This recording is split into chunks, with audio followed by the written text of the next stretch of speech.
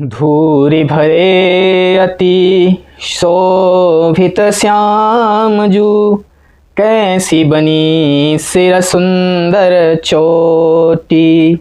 खेलत खात फिरे अंगना, पग पैहनी बाजत पीरी कसौटी। छवि को रस खान विलोकत, वारत काम कला निधि कोटि।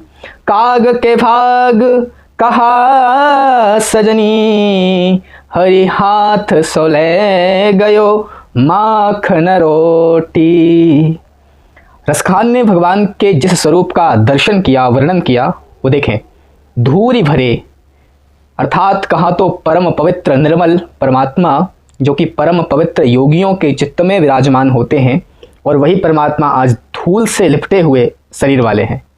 लेकिन ऐसे होने के पश्चात भी श्री कृष्ण अतीव शोभायमान हो रहे हैं, भगवान अतीव शोभायमान हो रहे हैं। क्योंकि भगवान आभूषण से सुशोभित नहीं होते, बल्कि भगवान आभूषणों को सुशोभित करते हैं।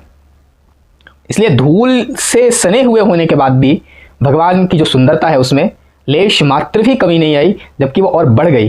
तो धूरि भरे अति शोभित श्याम जो, कैसी बनी सिर सुंदर चोटी।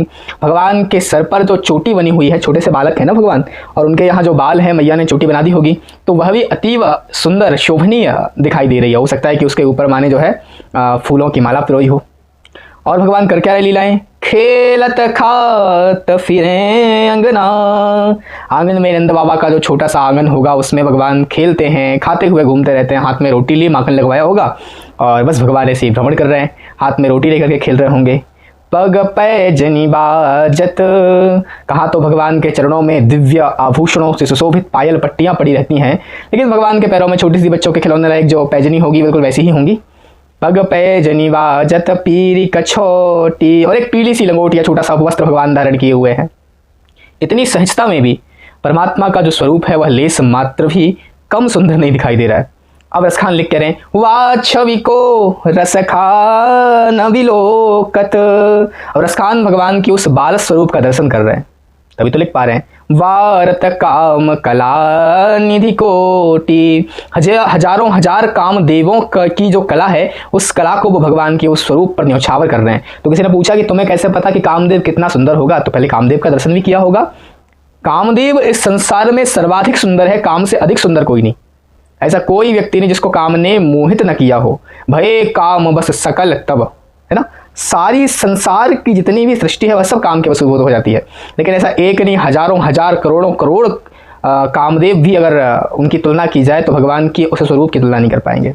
वाछवि को रसखान विलोकत, वारत काम कला निधि कोटि। काग के भाग कहा कहिए, कहा सजनी हरि हाथ सोले गयो माखन रोटी। भगवान के प्रसाद को सहजता में भी प्राप्त करना अत्यंत मुश्किल है। अगर आप सोचें कि आपको घर बैठे जगन्नाथ जी का प्रसाद मिल जाए, तिरुपति बालाजी का प्रसाद मिल जाए, तो ये संभव ही नहीं है।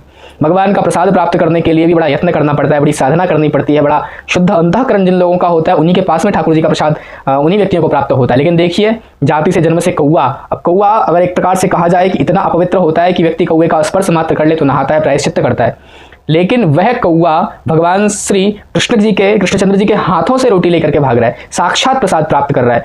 भगवान की जो दिव्य प्रतिमाएं हैं, उन प्रतिमाओं का जो भोग लगता है, मान लीजिए वृंदावन में या अयोध्या में, वह प्रसाद भी सहजता से प्राप्त नहीं होता किसी सामान्य व्यक्ति को या अपुण्यात्मा व्यक्ति को। प्रसाद ले लेंगे, डब्बा भी उनके पास में आ जाएगा तो भी खा नहीं पाएंगे। लेकिन उस कौए का भाग देखिए कि साक्षात ठाकुर जी जिस प्रसाद को पा रहे थे, उस प्रसाद को उसने ले लिया। तो यहाँ पर एक प्रकार से देखा जाए तो रसखान ये स्पष्ट करना चाह रहे हैं कि परमात्मा जो है, जो इस संसार के संचालक है, जिन्हें प्राप्त करना अत्यंत दुर्गम है, बड़ी बड़ी कठिन स्तुतियों के बाद, कठिन साधनाओं के बाद जिन्हें प्राप्त करना दुर्लभ है, वे भगवान इतने सहज हैं कि वृंदावन में आपको धूल में सने हुए प्राप्त हो जाते हैं। और जिस भगवान का प्रसाद बड़े बड़े ऋषि मुनि प्राप्त नहीं कर पाते, वे भगवान इतने सहज हो जाते हैं कि एक कौआ उनके हाथ से साक्षात उनका प्रसाद लेकर के चला जाता है। तो भगवान, अगर आप कठिनता देखें तो भगवान कठिनात कठिन है, और सरलता देखें तो भगवान सरल से भी सरल है। तो ऐसे सरल ठाकुर जी आपकी हमारी रक्षा करें। राधे राधे।